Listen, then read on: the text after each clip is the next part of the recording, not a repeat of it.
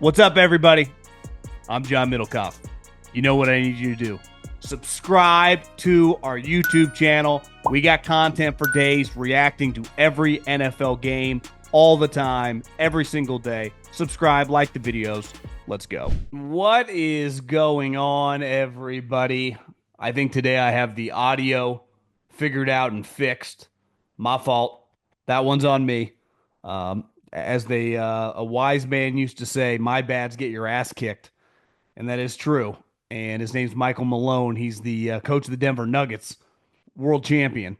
So that's all I can say is my bad. And we got to be better. Details matter. And I got to check my settings, which I usually do. But sometimes when you travel, the settings get messed up. Today, in theory, should have been a huge day, but basically everything's already happened. And I haven't really talked about the Eagles this week. I do want to start with that. There's some stuff. They got rid of some players, obviously, some of the biggest free agents on the market, multiple defensive linemen, as well as trading CJ Gardner-Johnson. And I want to dive into maybe the Moneyball strategy that they are employing. Minnesota, I do want to touch on them. I haven't talked much about. I mean, they had a pretty big free agency splurge because of the young quarterback, allows them to do that, not making much money. And then, I've seen some comparisons to the Bills of last year getting rid of half their team to what the 49ers are doing. I think there's one little difference. And then we will hit on chasing challengers by my friends at Microsoft, because this is a time when, just because you sign these guys, there are still big challenges in terms of onboarding.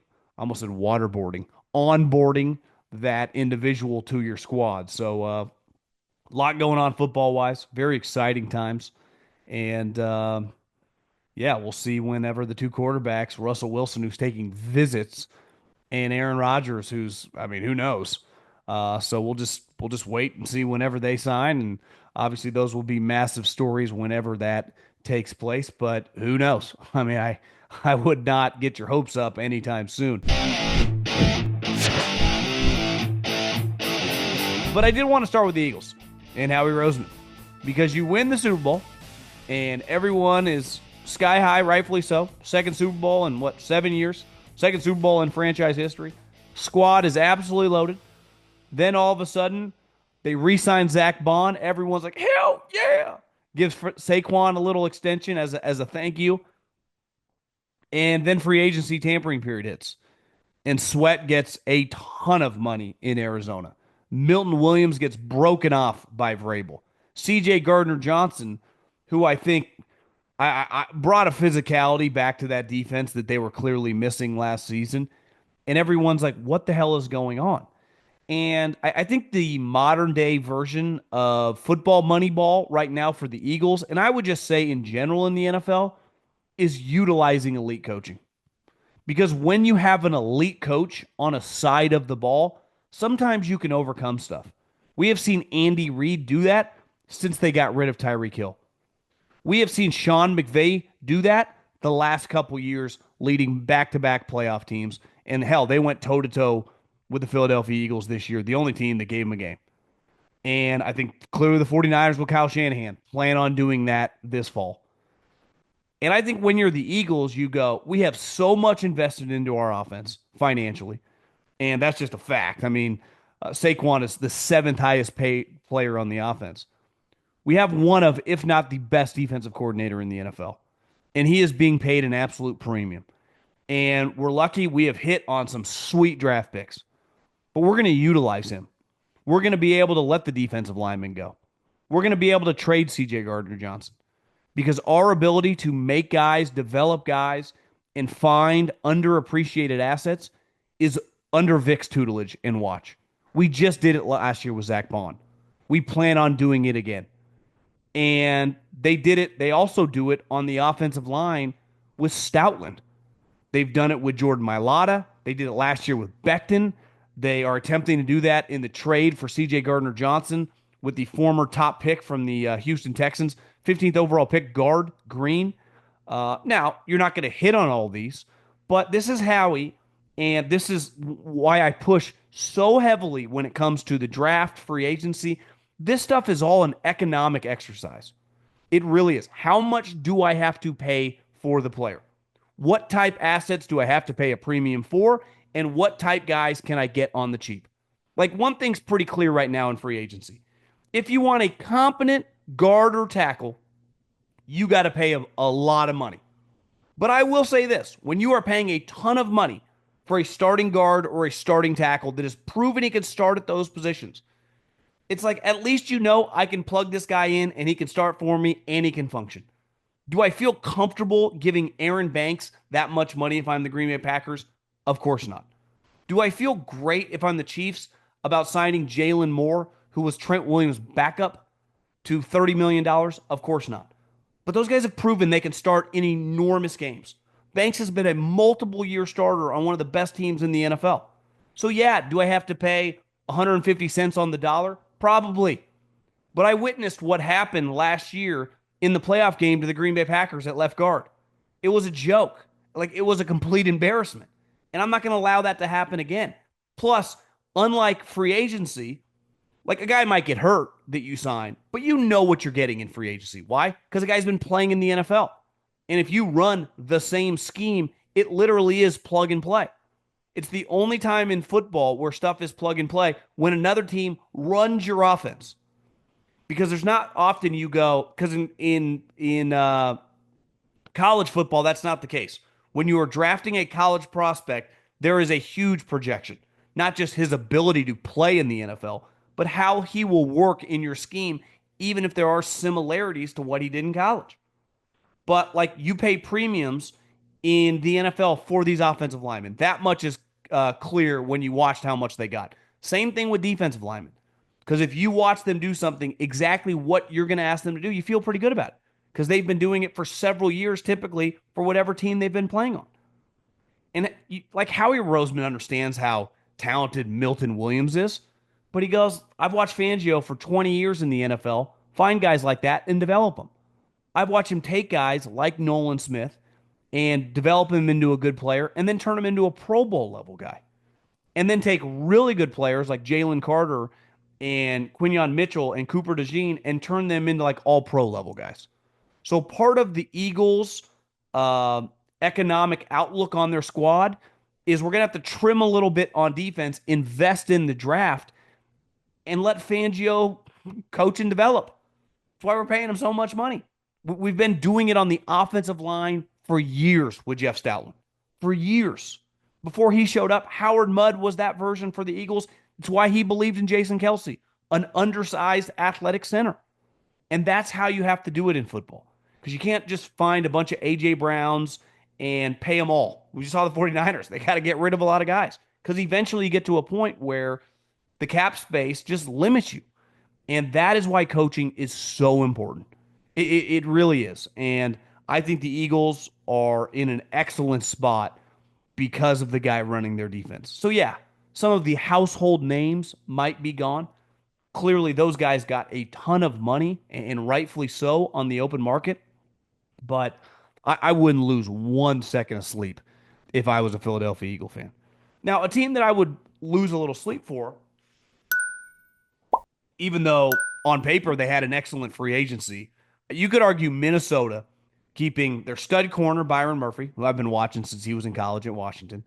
Aaron Jones, who's just kind of old, reliable running back, just really good player. They go out and they sign multiple defensive linemen. Javon Hargrave, who, when healthy, is just a really solid starter and gives you a lot of pass rush ability. Jonathan Allen, who a couple NFL executives told me overpay, not quite at that level anymore, but high level guy, solid player. Like I said, you got to overpay sometimes for guards and defensive linemen. But again, if you can plug and play and they can just be solid, it's kind of worth it. That's part of having cap room. Because eventually, it's so easy to just talk yourself out of everything. It's like, well, this is our number. We're not budget. It's like, is an extra $1.5 million really changing you? It's one thing if you're not budging on $20 or $30 million. Totally understand. Listen, I see it all the time with Maria. She's in real estate, taking clients, having been someone who looked around for a house to buy in Arizona for a long time.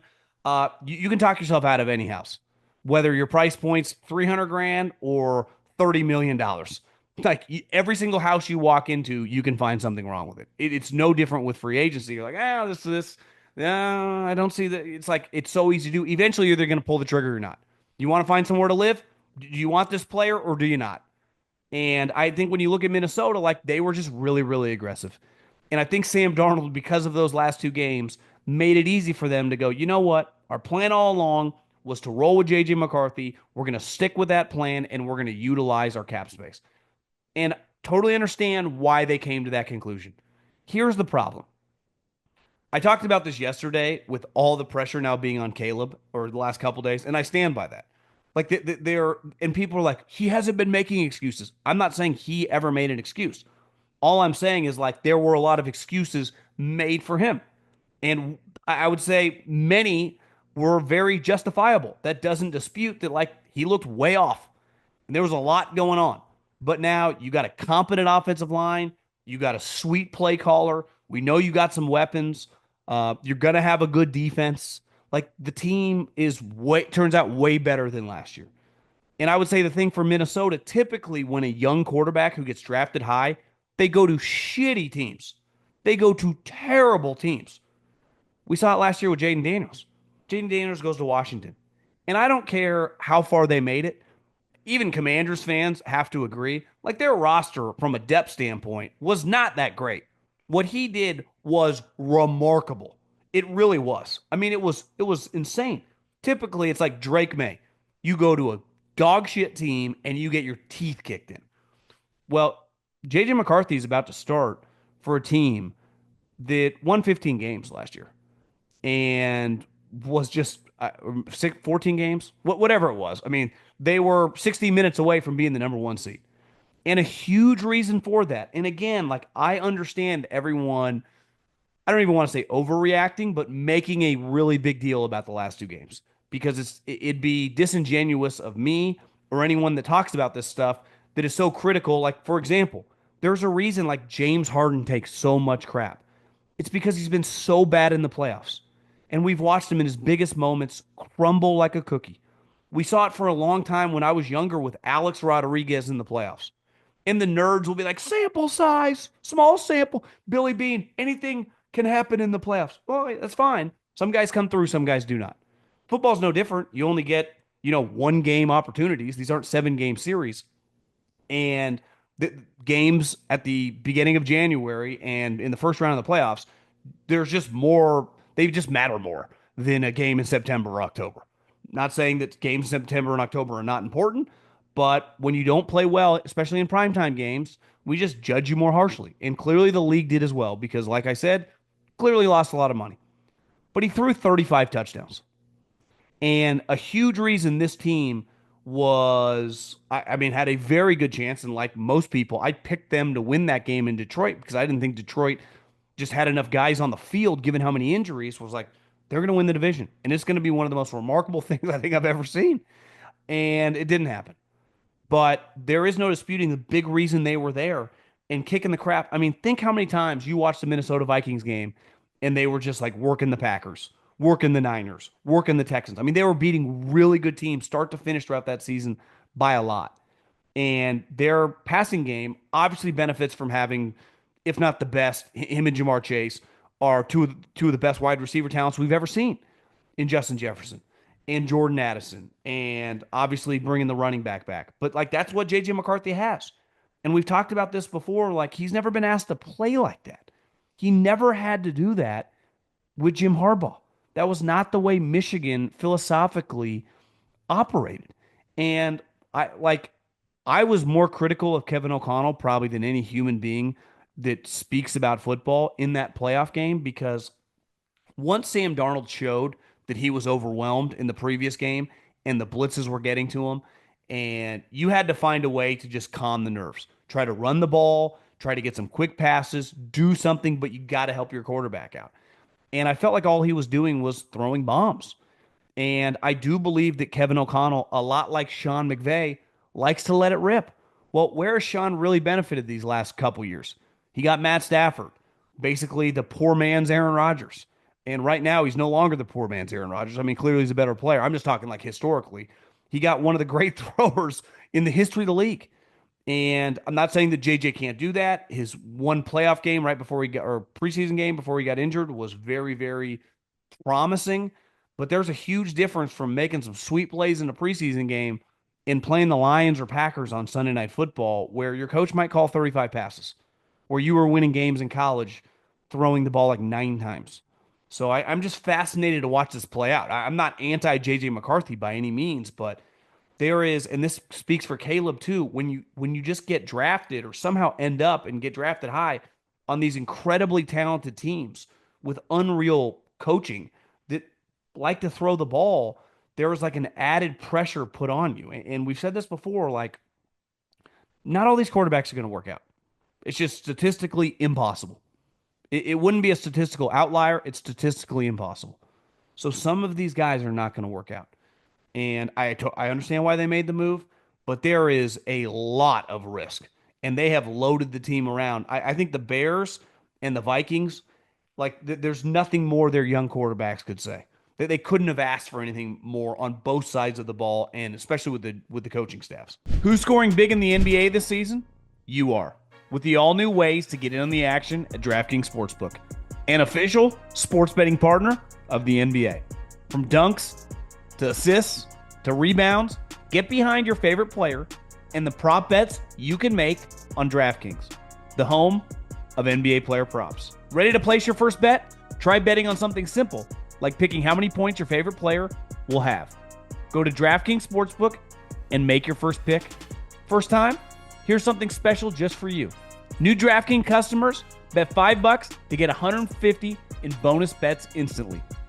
Take it to the rack with DraftKings Sportsbook. Every point counts. Download the DraftKings Sportsbook app and use the code JOHN, that's code JOHN, for new customers to get $150 in bonus bets when you bet just $5.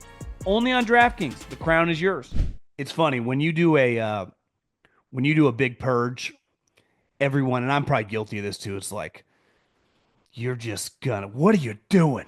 Now, I didn't necessarily think that with the Bills, though when they did it last year, it is crazy when you take a team that is always in the playoffs and always playing big games and just see them start cutting or letting guys walk that were, I would say, consistent starters for that team over the era of which they've been making runs in the playoffs. And the 49ers, when they do that, it's like jarring. It really is. When you see guys that have been huge, huge parts of all their big wins going to other teams, like it's crazy to watch, even if it is the way the NFL works. Some teams have a slower process and just get rid of guys year to year. Some teams take it right to the end and then just get rid of everybody. But one comp I've heard is like, well, the Bills did it last year. The 49ers did it this year. The Rams have done it a couple years ago. You can keep winning and going to the playoffs when you do that. And that is 100% true. The Bills have one of the greatest quarterbacks, at least most talented quarterbacks. Greatest would be strong. He's still got a long way to go. But one of the most talented quarterbacks we've ever seen. And in a year where it felt like they got rid of half their team, he immediately carried the team to the AFC Championship and won the Super Bowl. Some of the big games Matt Stafford has had the last couple years with a team that clearly wasn't as talented top to bottom as the one that won the Super Bowl in 2021. It's like he's kind of a max quarterback. And the pressure, and who knows? I have no clue what Brock Purdy is end up going to make. If it is true that the 49ers are going to drive a hard bargain, do you know what I would do? I'd be like, I'll give you 3 years, $120 million, and I'll guarantee every penny. $40 million a year. And, you know, these media people that love, like, I don't even know, they want to see him make $200 million a year. I don't care actually how much he makes.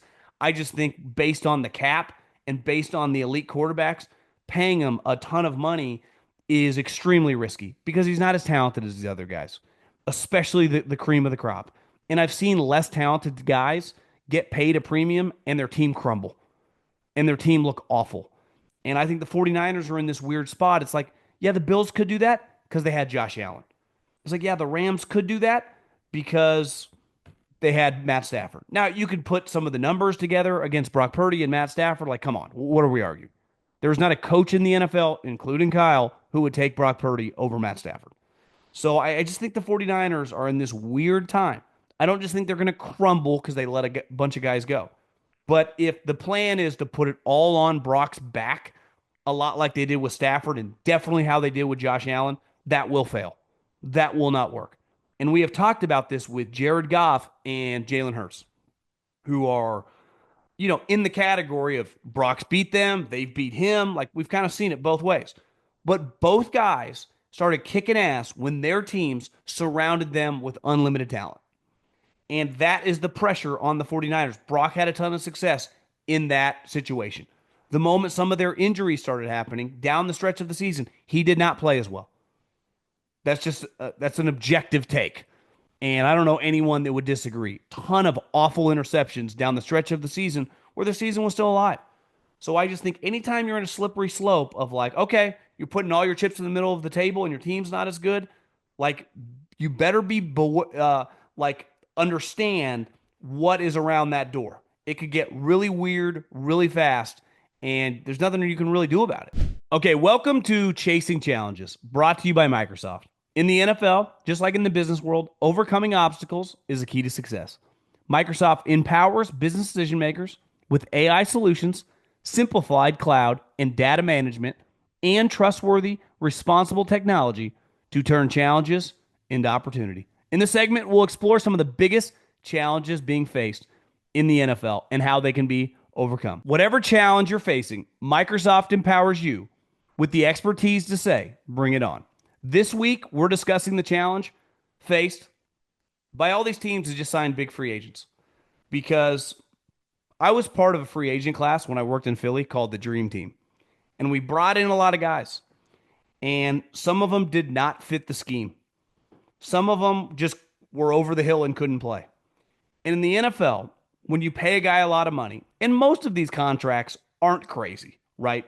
30, 40, 50 million dollars. But in 2025, once you have signed that guy, there are expectations on him to not only start, but to play pretty well. Most of these guys, the expectation is for them not to be like an all-pro or a pro bowler. Best case scenario is like a Zach Bond.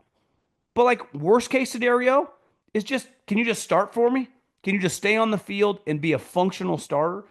And that's why it is so important for the scouting department, the coaching staff, and the player to understand what they're getting into. Because I totally get, if I'm a player, this might be the only time that I can ever break the bank. I'm just coming off a big season. Someone's offering me millions of dollars, especially if it's the first time I've hit free agency and I'm a fourth, fifth, sixth, seventh round. I haven't made any money. But you better be on the same page as the coach and the GM who are signing you to that money. What they are going to ask you to do schematically fits your skill set and what you just excelled at doing for your previous team. Because we see time and time again that a player, a corner, a linebacker, a receiver will go and it just doesn't work for whatever reason. You're like, I've seen this guy play before. He's good. And then you see him with that team, you're like, he no longer is good. And a lot of times it's not because the guy's legs are shot or he just forgot how to catch or he doesn't understand a playbook. It's like what they are asking him to do is not actually the strength that he brings to the table as a professional football player. So the reason you see guys excel as free agent signings is because there's typically a seamless scheme fit. And a coach knows that with that player, he can put him in the right positions to utilize whatever he brings to the table physically. And when that is not the case, that's where you get problems. And I'm fascinated. Like, obviously, some of these free agents, they're going to be seamless fits. They're going to be starters for teams that will go to the playoffs, and the general manager will get a lot of credit. And there are going to be a lot that are going to be a huge reason that that general manager takes a lot of crap. That it's like, wait, you spent all this money on this guy and he can't play? If you're winning, none of it matters. The Eagles, Huff, last year, no one even talks about it. Why? Won the Super Bowl.